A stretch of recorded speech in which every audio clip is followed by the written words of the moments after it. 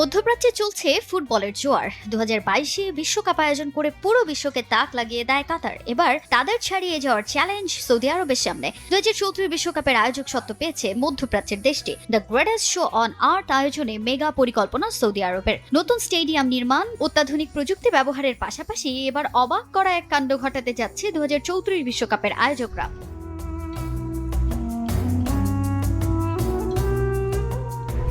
সব ধরনের পরিকল্পনা বাস্তবায়নে কাজ শুরু করেছে দেশটি, যার মধ্যে অন্যতম 11টি নতুন স্টেডিয়াম নির্মাণ করা, আর সেখানকার 4টি স্টেডিয়াম সংস্কার করা হবে ওয়ার্ল্ড কাপের জন্য। তবে এবার ভিন্নধর্মী এক স্টেডিয়াম নির্মাণের পরিকল্পনা নিয়েছে দেশটি। ভূপৃষ্ঠ থেকে 1150 ফুট উঁচুতে একটি স্টেডিয়াম তৈরির পরিকল্পনা করছে সৌদি আরব।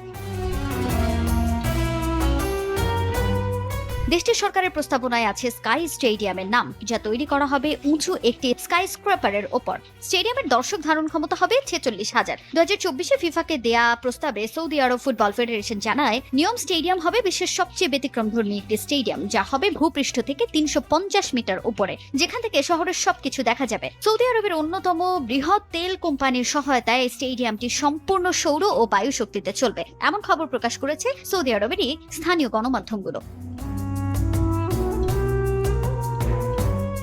স্কাই স্টেডিয়ামের নির্মাণ কাজ শুরু হবে 2027-এ। কাজ শুরুর 5 বছর অর্থাৎ 2032-এর মধ্যে কাজ শেষ করার প্রত্যাশা। মূলত নিয়ম শহর, মরুভূমি ও পাহাড়ের মধ্যে অবস্থিত। এটি এমন এক ধরনের নগর উন্নয়ন প্রকল্প যা গাড়িবিহীন ও এআই এর মাধ্যমে পরিচালিত হবে।